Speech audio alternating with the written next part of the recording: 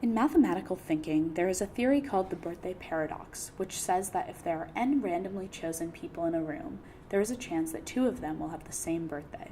If there are 23 people in the room, there is a 50% probability that 2 of them will have the same birthday.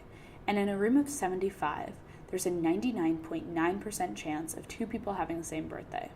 Birthday and probability feel similar to me. They both rely on logic, but yet have something mystical about them. The birthday paradox, for example, has lots of math to back it up, yet seems impossible. In thinking about the birthday paradox, I began to think about why we have certain birthday traditions. Why do we eat cake? Why do we blow out our candles on our birthday? Why do birthdays exist to begin with?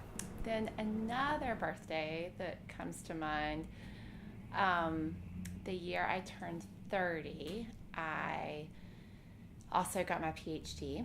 And so I had this huge party where people came from all over and stayed at our house. And I had a 2-year-old son, and I got my PhD, and it was Mother's Day, and it was my 30th birthday. And it was just like this incredible moment where I felt so loved that everyone would get together to celebrate me.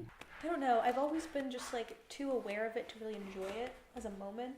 Do you know what I mean? Like on your birthday? Yeah, on my birthday and on other people's birthdays, I'm like, just kind of wait. I'm like, okay, so now we're doing the grooming first. We're talking, we're playing cards, we're doing the thing, and then it's like, okay, mom yells cake time, but you're kind of just like waiting for the next thing to happen, and then it's like, oh, then there's like gifts, or the order's flipped or something. I was a really annoying kid. My best birthday, though, was when I had a bounce house that deflated, and I was, like, too young to really realize how severe of an issue that was. So it was, like, a suffocation hazard. And I just see, like, it's just, like, out of the chaos. It's, like the bullets, like, being ricocheted from it, or, like, the parents, like, crying and, like running away from the bounce house, like, holding their child who was, like, stuck in it. I was turning, like, 6. My mom threw me this really big Bob the Builder birthday party, and I was really excited about it because I really like the hard hats. I just love the idea of like taking a moment to really mark this passage. And I guess they can, for some people I know it can get carried away with gifts and other stuff that's and even like the parties I'm describing are a little bit like superficial or out here, but when I really think about birthdays, I think of it as this really reflective time to just be grateful. Hey Grandma! Happy birthday! We miss you so much. We wish we could be there today. Yeah, but we're gonna sing for you now. Sorry we can't be there. Okay. Happy birthday to you! Happy birthday to you! Happy birthday, dear Grandma! Happy birthday! The song Happy Birthday originated as a song for school kids. Good morning to all. It's unclear who changed the words to Happy Birthday to you. The exact origins of birthday traditions are unclear. However, there is somewhat of a collective understanding of some of the origins that allow me to create an approximate history. Ancient Egyptians are credited with the invention of birthdays. They thought that pharaohs became gods when they were crowned, and this celebration was their birth as a god. The earliest found mention of a birthday celebration is in the Bible from around 3000 BCE, which references a pharaoh's birthday. Ancient Greeks continued the tradition. They would offer moon-shaped cakes to Artemis, the goddess of the moon, as a tribute. These cakes would be decorated with candles to look like the light of the moon. They thought that the smoke from blowing out candles transported their wishes to God. This is where some scholars believe the tradition of candles originated. They likely took this tradition from the Egyptians, since they are both celebrating gods in birthdays. I guess I think about, like, we celebrate with food a lot, so I always make myself an artichoke, and I eat the whole artichoke on my birthday, and that feels like a fun, indulgent thing, but it's because my mom used to always make me artichokes for my birthday when I was little. I was like very upset.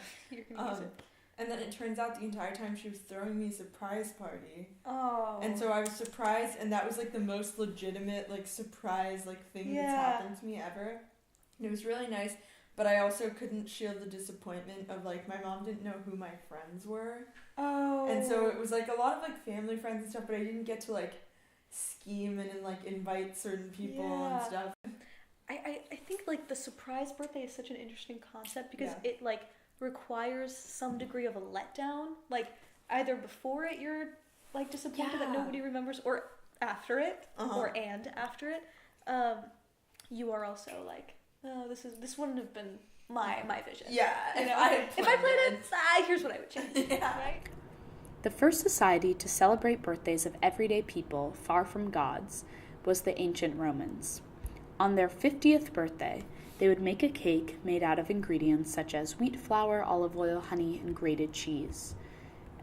However, female birthdays were not celebrated by the ancient Romans. These different walks of your life together, and they're all like, it's like this mashup of things, and I don't know, it's like hard to be at the center of that. You know what I mean? I feel that. It's Yeah. like with any like national or like holiday or of Mhm. any sort, like Christmas or whatever. It's like we have all these cultural narratives and expectations of what it should be, and Mhm. when it doesn't live up to that, it's like kind of devastating Yeah, in a certain way. absolutely. Christians originally didn't celebrate birthdays because they were a pagan tradition that was considered evil because Christians believe that everyone is born with original sin. Pagans thought that birthdays were haunted by evil spirits. In the 4th century, Christians began celebrating the birthday of Jesus, however, on Christmas.